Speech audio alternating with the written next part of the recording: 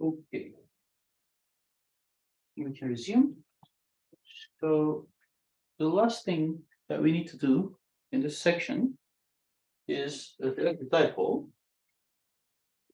Just a little bit that.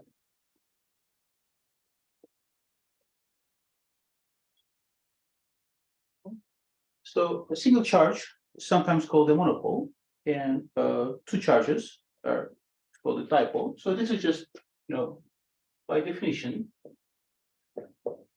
two equal and opposite charges. Yes. Separated by some distance. Yeah. So, as I said, this is just a definition. There is nothing very deep about this. So I have two equal and opposite charges, and there's some separation L between them. Now, we define the so-called dipole moment by using this distance and the magnitude of the charges. So what happens if the charges are not equal, right? So this is a question that I got a few times. Nothing. Then it's not called a dipole. Okay? That configuration would have a dipole moment.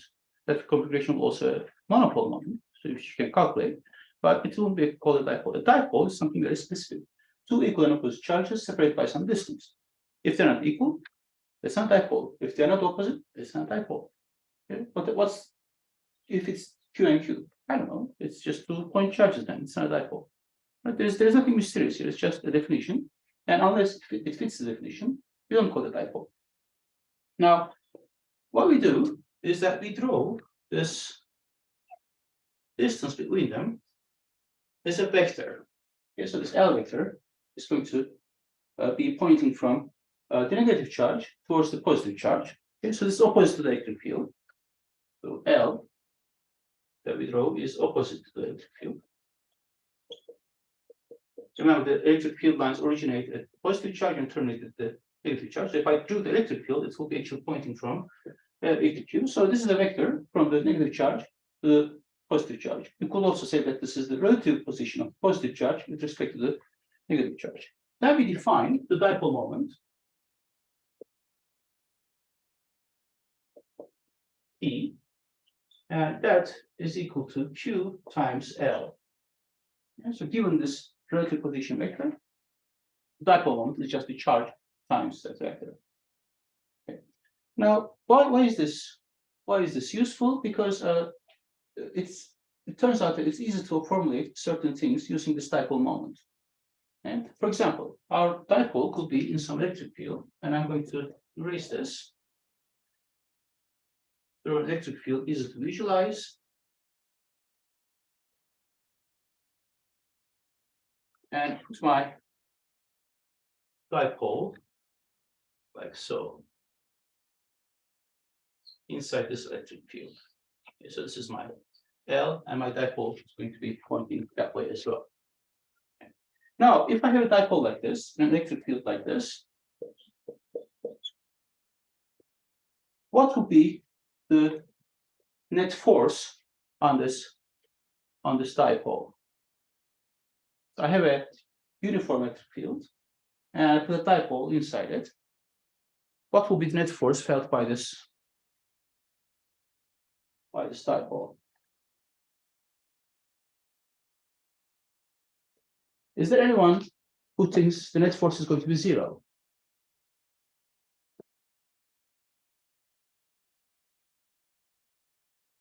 Is there anyone who thinks net force is going to be in the direction of the electric field?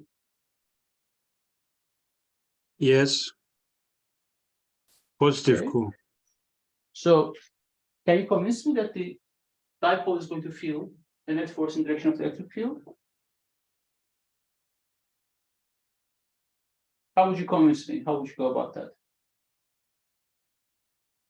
Because plus Q and electric field, they have same direction, and minus Okay. Q have opposite direction. That's why it will be torque. I mean, I didn't say torque. I said force. Is there a net force? because torques depend on the force. So Torque does depend on the force, that's correct. Is it possible for an object to have no net force feeling, but feeling a torque? net force, it will be 0. Okay, so we have someone who thinks the net force is going to be 0. Is that how? That's why it will be torque. Okay. Is there anyone who thinks the net force is not going to be 0?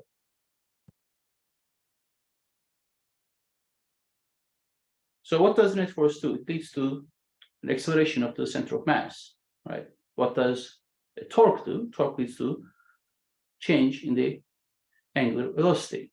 It's a rotating tendency. So this torque, positive Q is going to feel a force, let's say F plus this way. The other one is going to feel an equal and opposite force. It's equal because they have the same charge. It's opposite because it's the same opposite magnitude. And so the net force is going to cancel, but these two are indeed going to lead to a torque. Right? So with respect to their center of mass, this force is going to, so let's just call this angle theta. Okay? That force is going to lead to some angular acceleration. It's going to lead to some torque. So there's going to be some torque associated with this F plus. Let's call this tau plus. And how would you get that? Well, it's this length, the perpendicular length, times the force itself. So the force is F plus, and the perpendicular length is L times cosine theta. Okay? And I can write what this force is. It's F Q times E times L cosine theta. Okay? And likewise, I can write the torque that's associated with this force on the negative charge. That's, let's call this tau negative. That's going to be Q times, oh, sorry, that's not L, it's L over 2. Right, L is the total length. The pivot point is at the midpoint. So this is also L over 2 times cosine theta. Because these two angles are same with each other. And they have the same direction. This force tends to accelerate my system this way, an angular acceleration going this way. So does this force. So if I pick up a positive sign for this, this is a positive sign. The net torque is just going to be some of these magnitudes. Okay? So the total torque, the total, is going to be just some of these two. It's going to be Q times E times L cosine theta. Okay? But this is the magnitude of my dipole moment. So this is E times cosine theta. Okay? Now, by the way, the theta I've chosen is not the same theta that's chosen in the book. Now, whenever you see an expression like this, you would like to turn this into a vector expression. Okay? So you want to get a vector expression using this, but how would you do it? Okay? So this theta is not really the angle between my dipole moment vector and the electric field vector. So I want to have a vector expression between this P and E, the electric field and dipole moment. So I want to actually switch the angle that is between these two. Okay? Because when we're doing vector algebra, when you're doing products of vectors, either dot product or the cross product, you always deal with the angle between the vectors. But this is not the angle between the vectors, right? It's in fact complementary to that. And the angle between them will be this angle, alpha, which will be 90 minus theta. Right? So I can write this thing over here as P times E times sine theta. So this is a little bit of a convoluted way to write this, but if you're not happy with the derivation in the book, perhaps this is more clear. Okay, now first of all, do you think we should use dot product or cross product? I want to use one of these products without looking at this angular factor. Do you think we should use dot product or cross product? Cross product. Why cross product?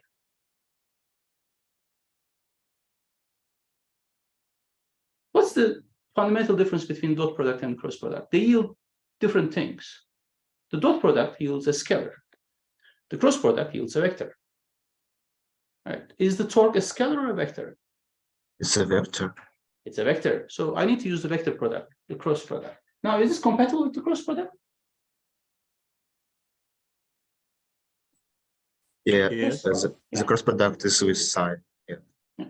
Cross product goes with sine, so I can just write the torque is P cross E. P being the dipole moment, defined over here.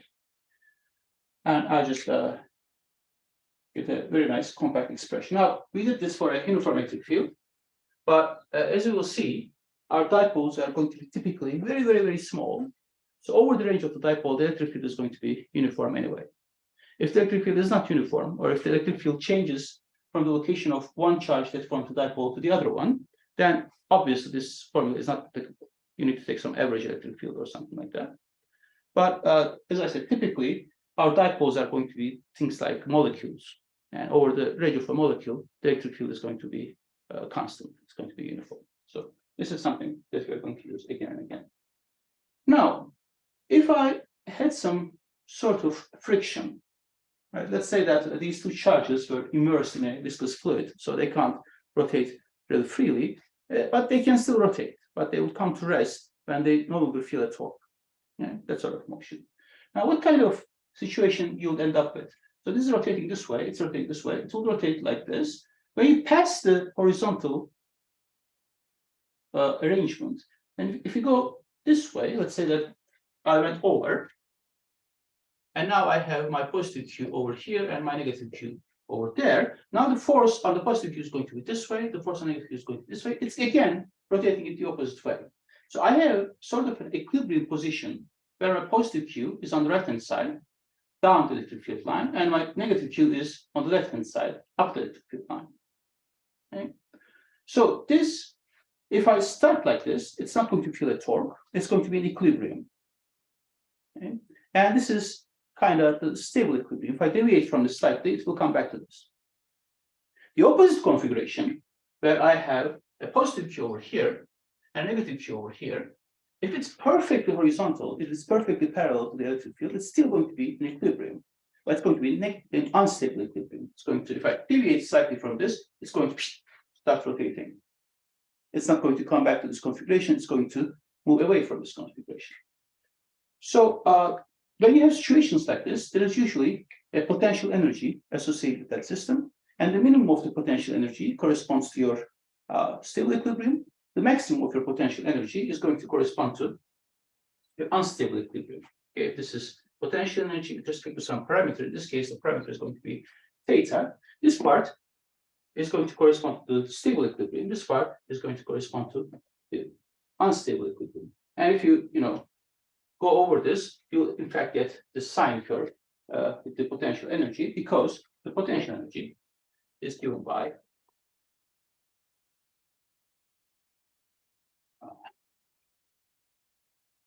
the dot product of these two quantities.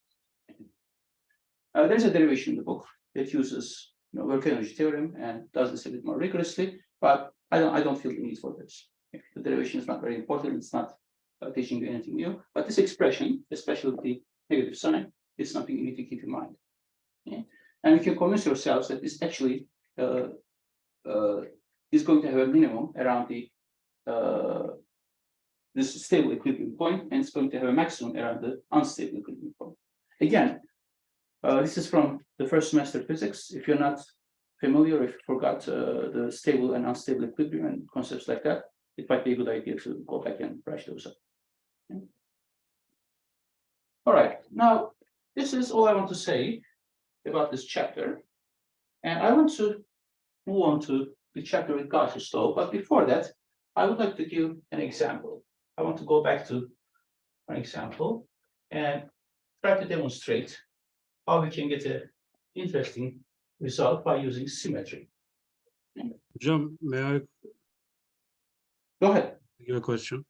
Hmm? Go ahead. For example, when we put water molecule inside the electric field with like some theta angle, Yeah. It will rotate, right? Like That's this. right. Yes. Yes. So where can we use this one? Well, if you have like a faucet, there's some water coming out. If you take a charged object, if you bring it closer to the water coming out, it's going to deviate. So it's a nice demonstration. But where can you use this? I don't know. It's our imagination. But sorry. I mean, it's our imagination where we can. Yeah, use. it's up to you. It's up to your imagination. Exactly. I Mm, mean, thank you. I'm a scientist. You guys are going to become engineers or are engineers already. So you put this knowledge to wherever you want. I'm interested in knowledge itself. Application part is yours. Thank you. I'm kind of just a bailout like this. But as I said, this is something entertaining. That I distinctly remember being fascinated by this. I thought there was some trick when I saw this. You charge an object. It was I really remember this, the glass rod that I think my uncle did this. Like he brought it close to the water and just deviated. Oh wow! So I think that's a gain in itself. You don't need something more concrete. Anyway, so let's say that I have a plane of charge of some uniform charge distribution sigma, and we claim that the electric field somewhere away here is going to be what, sigma over 2 epsilon naught. Right, so this was the result that we started this disk and then we took the radius of the disk to infinity, and we got this magnitude for electric field that this is independent of the distance from the plane. You have a plane of charge. Imagine this is infinite or very, very large with respect to the distance you're at. And the electric field you feel is independent of the distance. This is counterintuitive because normally it depends on the distance. It depends on that very heavily in a nonlinear way. It goes as 1 over r squared for a point charge. Okay? For a line of charge, it goes as 1 over r. This is the second example we did for continuous charge distribution. And for a plane of charge, it's independent. Okay, so there is some pattern over here, but why is this? Can we actually get this result? Turns out you can. Okay? So this is uniform charge distribution. So let's say that this is positive, and I have positive charge just distributed uniformly everywhere. Now, what does this tell you? Well, it tells you that the electric field should be uniform as well, right?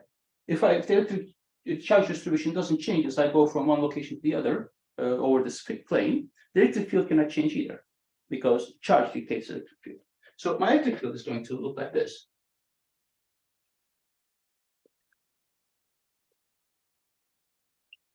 Okay. And we can say that this is a conductor, so it is going to be perpendicular, but we don't have to. It has to be perpendicular to the surface, even if it's not a conductor. Why? Again, because of symmetry. Let's say that it's tilted one way.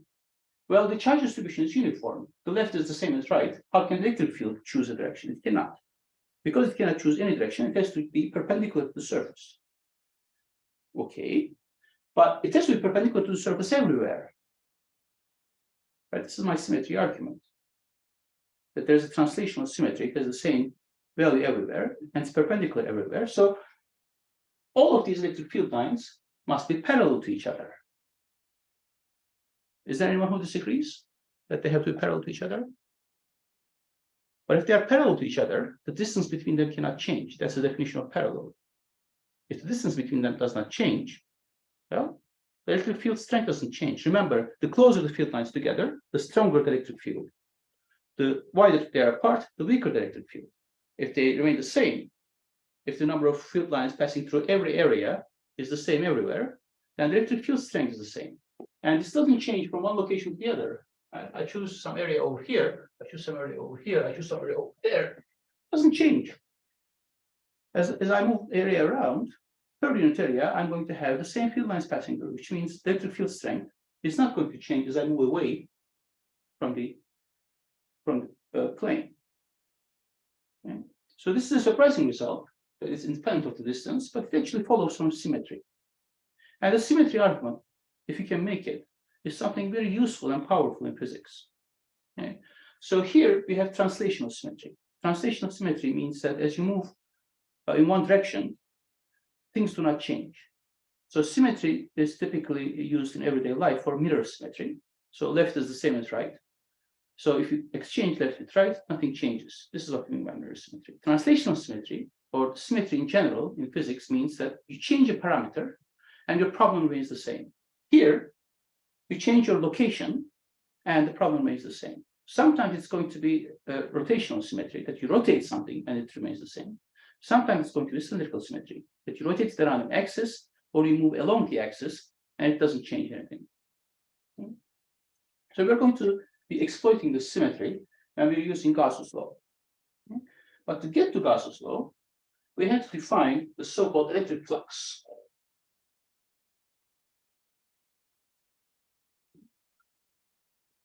Electric flux. Now, what's flux? Does anyone know the Turkish word for flux?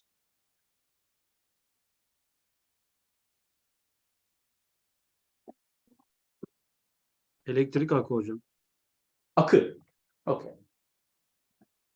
So it's something related to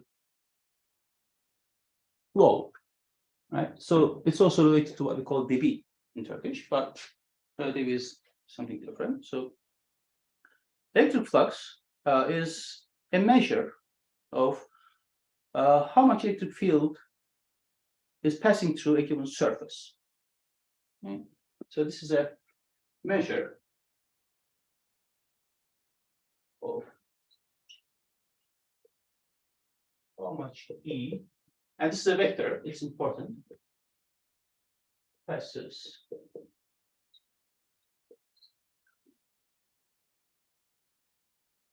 given surface. So you take some surface in space and there's some electric field in the same space, and you look at how much of this electric field passes through. Right? So this is going to depend on a number of things. So let's start simple. Let's start with the uniform electric field. Okay. So I'll just throw a uniform electric field over here, but I'm going to ask you to imagine that it's three-dimensional. I'm going to pick up a little book here. So I have this three-dimensional electric field everywhere in space, and we're going to consider the surface of this book. Right? So an electric field is going to pass through the surface of this book, and it's going to depend on a number of factors. Right? So what will it depend on? So the symbol for flux is phi, capital Phi, and usually you put a little subscript to denote that it's electric field flux. So what will it depend on? So I have this surface over here, and I have a uniform electric field all over this space. It will depend on electric field and the area of the surface. Okay, let's start one by one. First of all, it has to depend on the strength of the electric field. Okay, the stronger the electric field, the more field lines are going to be, and it's going to just more field lines are going to pass through the surface for a given orientation of the surface. So this is going to be proportional to the electric field strength. Now, the second thing you mentioned is the area, and it will depend on the area, provided that this is really uniform all over my space. If I double the area by opening this book, then double the number of field lines is going to pass through that surface. If I double the surface, there's going to be more field lines passing through. So it's also going to be proportional to the area. Okay. Now, it's also is going to depend on something more. The angle matters. What angle? Which angle are you referring to? Angle of electric field lines and the area. So if area will How does an area have an angle? The area, we can say that area has a vector. In this Area example. is a vector? No. No. There is a vector out of the area.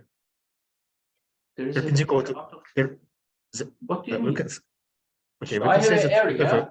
a vector There is a vector like this. out of the area, perpendicular to Out the of area. the what do you mean by out of the area? We have take a line and measure the angle between this line that is perpendicular to area to the area.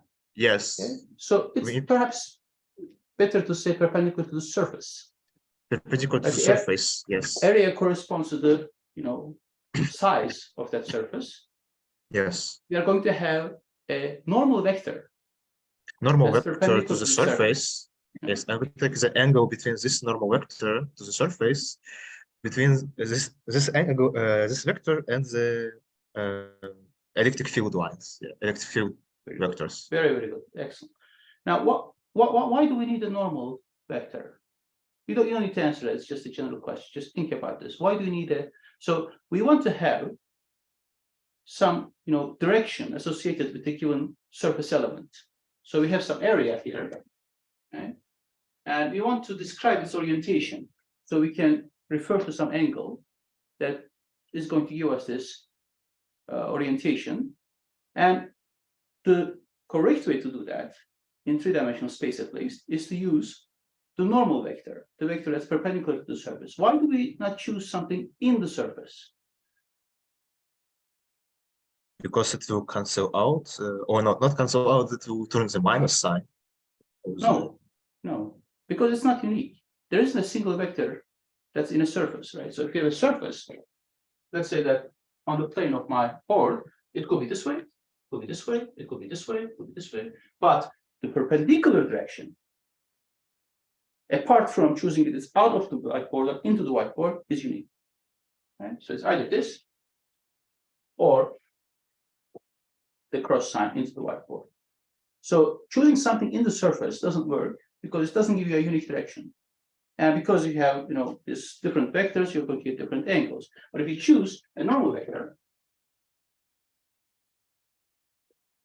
and usually this is a unit vector, so I put the hat rather than the arrow on top of it, then you can define the angle between this vector and that vector, and it's going to give you orientation unambiguously. Yeah? So this is proportional to electric field strength, it's proportional to the area, and it's something to do with angle. Okay. Something to do with the orientation.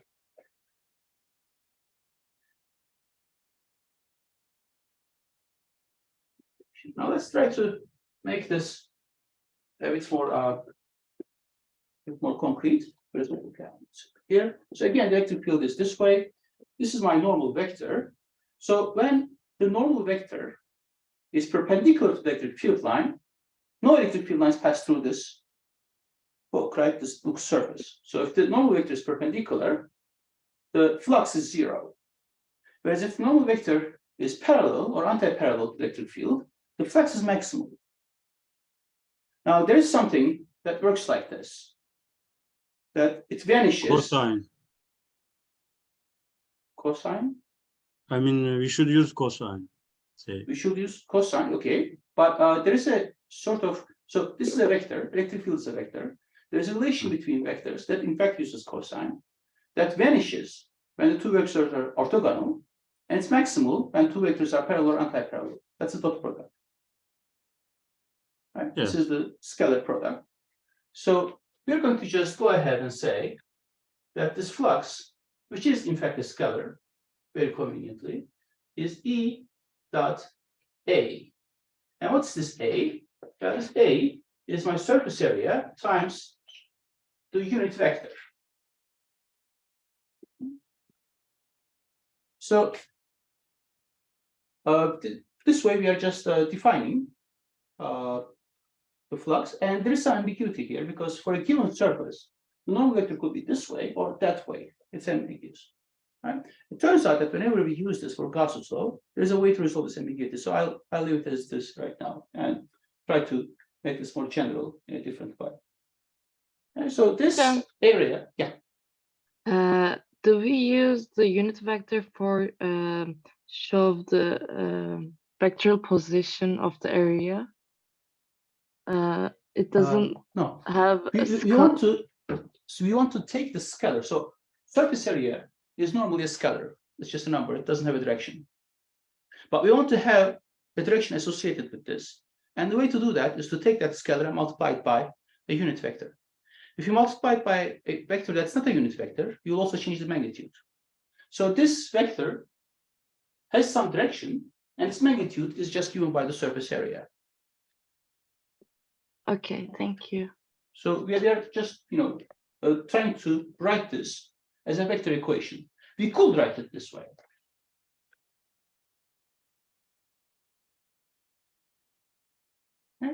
It's just more compact and more convenient to write it this way because we are going to actually try to generalize this. This one doesn't generalize as nicely as this one, but this is also perfectly fine, right? This is scalar, and this theta is defined as normal vector versus blah, blah, blah. And there is no confusion of having a vector area over here, right? But as I said, this is going to be a bit more convenient. Now, we have to generalize this. It's not optional because we did this for a uniform vector field. What if the vector field is not uniform? What if it's changing? Now, the basic strategy in all these cases, okay, you get something for uniform quantity, and that quantity is not necessarily uniform, is that you take your system and divide this into little parts, such that that quantity that you're interested in is going to be uniform over these little parts. If the parts are small enough, everything over them is going to be constant. For example, let's say that you want to calculate my mass, my density. My density is not constant. I have an average density of 0.95 or so, but it's not constant. It's different areas. So I can give you a function. And how do you calculate my mass then? Well, you divide it into little parts, and you multiply the volume of each little part by the density of that part. Now, the density of that part makes sense because these are infinitesimal parts. So over those infinitesimal parts, the density has to be constant. It cannot change. So the same deal here. You could have a complicated electric field, and we want to calculate the flux of a given area, and the area could also be complicated. It could be something curved, something like that. But what we want to do is to turn those areas into little rectangular pieces, or at least flat pieces, and the electric field into a uniform electric field. So we can actually apply this formula. And the way to do that is to chunk up that area, that surface, into little parts. Okay? And then you, of course, have to add those up. So the electric flux is going to be, the sum of the electric field at a given point dot with the area of that little part at that given point. And when you make this for an infinitesimal area, where you take this to the limit, you get a Riemann sum, and the Riemann sum turns into the integral.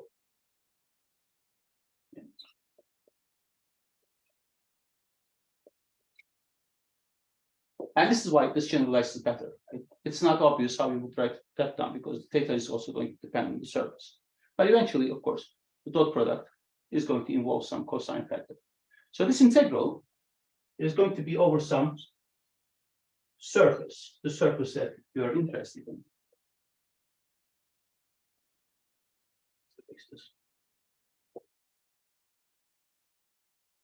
Okay, and this is the general definition of electric flux. So given the electric field at some region and some surface, to calculate the flux through that surface, you divide this surface into little parts, and you attach in a consistent manner. Of course, that's to, this normal vector should not flip around as you go from one piece to the other. You attach a normal vector to each little part, and you take the dot product of the little surface area times the normal vector with the electric field passing at that point, and integrate this. Right? Now, if this sounds complicated, it's because it is complicated. It's very, very complicated. Okay? But the electric flux allows us to define a very fundamental law of electrostatic, Gauss's law.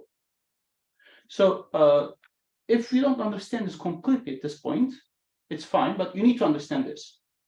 Okay? So for a flat, perhaps rectangular, perhaps something else, for a flat surface area and for a uniform electric field, the electric flux is given by this. It's going to depend on the orientation in this manner. It's going to be proportional to the electric field. It's going to be proportional to the surface area. So if you have a problem with this, speak now. The integral, we are going to come back later.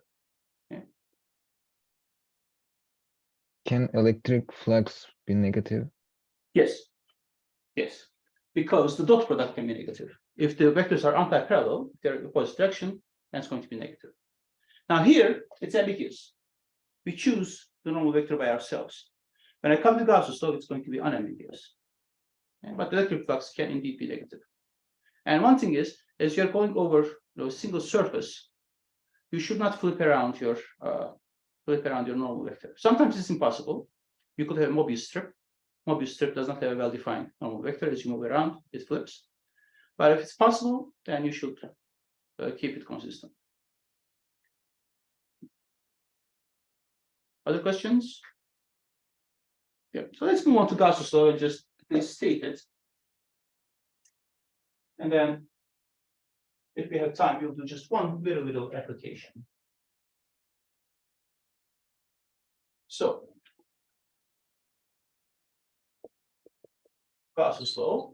So, by the way, this is the same Gauss that you might have heard before. That Carl Friedrich Gauss is a mathematician that he's everywhere. It's just incredible, and his pops up in so many different places that you might think that he's not one person. And it's not an unreasonable thought, because there are like 3 Bernoullis. So there's 2 brothers and one of his son. These are all mathematicians and physicists. So when I heard that there were like 3 Bernoullis and not just one, because I was hearing Bernoulli, Bernoulli, Bernoulli, I immediately went and looked up if there's a single Gauss, because you hear Gauss everywhere. There's one. Okay? So this is Carl Friedrich Gauss, and he has this law of electrostatics. Now this states that if you have a closed surface, and these closed surfaces are sometimes called Gaussian surface because of this law, because of Gauss's law. For a closed surface, the electric flux, and for a closed surface, we use this symbol. We put a little circle, integral, so over a closed surface. The total electric flux is the charge enclosed divided by epsilon naught, the permittivity of vacuum.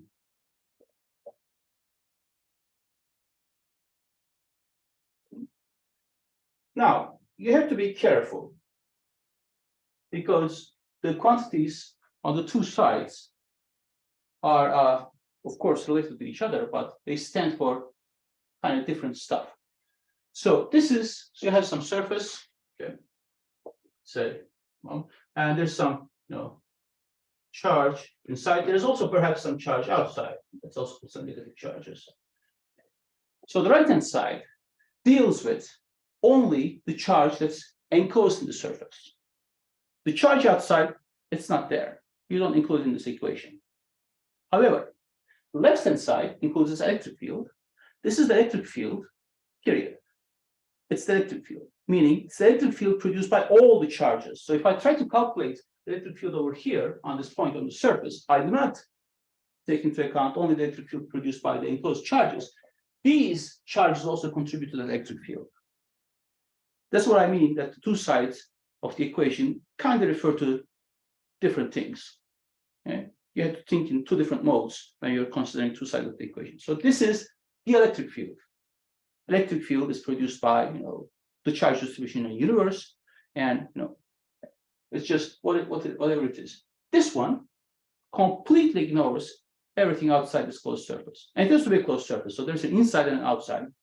Okay? It has to be a simple closed surface in that sense. So it has to be like connected. You can't have like 2 spheres. This is not simply connected. Right? It's just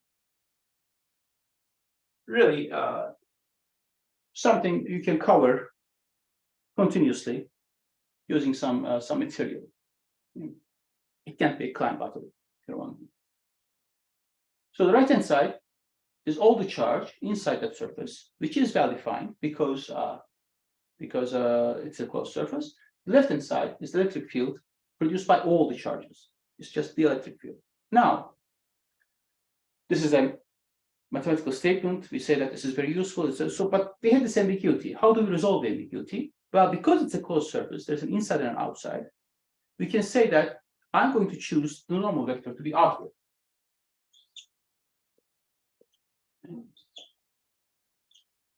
Now, if the surface is not closed, if there is no inside and outside, you can't do this. Right?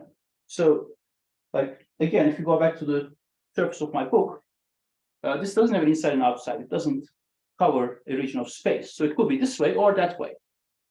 But if you consider my water bottle, right, as I move on the outside, it's unambiguous. There is an inside, there's an outside. When I pick a point, I'm going to point my normal vector towards outside. It's not going to be pointing to the inside. A closed surface separates your whole space into two regions, one inside and one outside. So because of that, we can remove the ambiguity. For Gauss's law, this little surface area is going to have a direction that's outwards from this given surface. Okay. Now, as I said, so this is equivalent to Coulomb's law, and surprisingly, this is actually very useful for solving some problems with the continuous charge distribution. That looks crazy.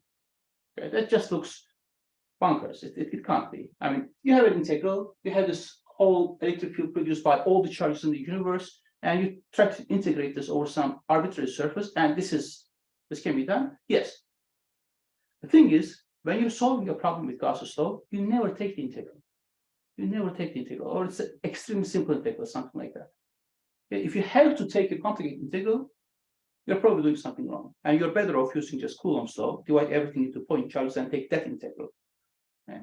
But there are some situations where that integral in Coulomb's law will be complicated, but this integral in Gauss's law will be extremely simple. And the simplest example we can give is a point charge. So let's calculate the electric field of the point charge using this recipe, and it is a recipe. So I'm going to have a little plus Q, and this is going to have some electric field.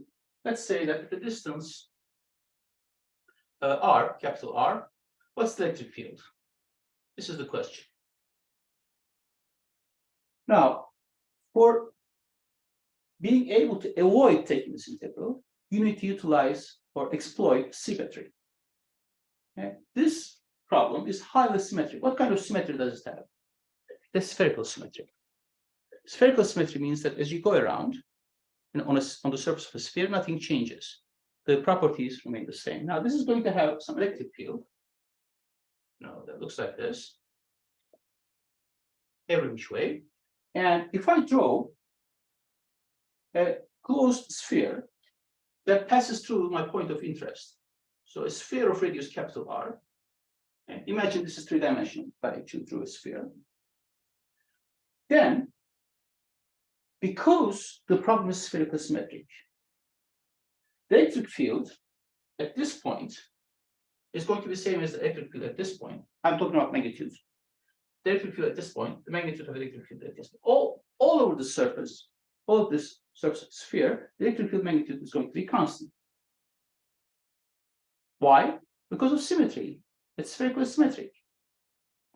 If I rotate the sphere around, nothing changes.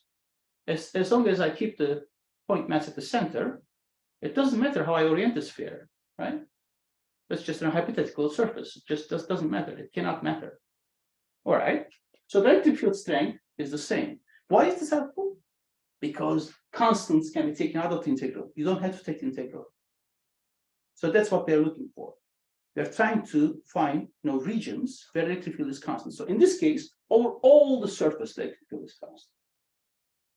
We're going to see situations where we can divide our surface into a few parts, and over those parts, so from part to part it changes, but over a single part it's so. This is the strategy in mind, that we're going to try to choose a surface over which the electric field is constant, so we can take it out of the integral. We are not trying to take the integral; we are trying to avoid taking it, but we are going to use the expression. Okay, now the normal vector for this surface is going to be always, outward like this. So again, it'll porcupine. So these are my normal vectors, and this is of course going to be the direction of my little areas. Okay, so I'm taking the sphere and I'm dividing this into little areas, dAs, and those dA vectors are going to be parallel to these normal vectors.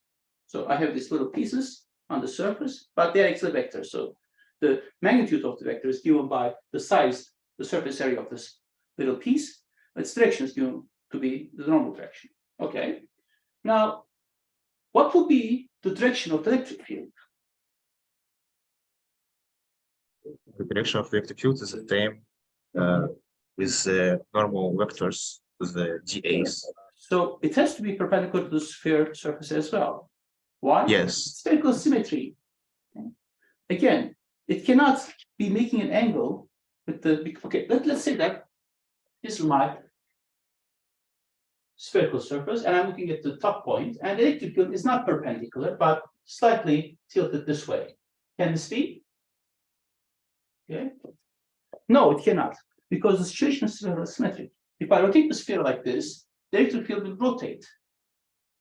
But if I rotate the sphere like this, nothing changes. It's the same sphere. So the electric field cannot change either. The only way the electric field is going to remain the same is if it is, in fact, perpendicular to the surface. And there is nothing special about this point. The electric field is perpendicular at that point. It's perpendicular everywhere. Now, granted, it could be also inverse. It could be inverse, but you know, by the nature of the electric field, that the electric field is going to originate at the positive charge and terminate the charge at the positive charge at the center. If it's inverse, where do they go? If it's outward, then they originate at the positive charge and they're going outward. You can speak this. But this is also encoded here. If the right-hand side is positive, if the enclosed charge is positive, this whole thing has to be positive as well.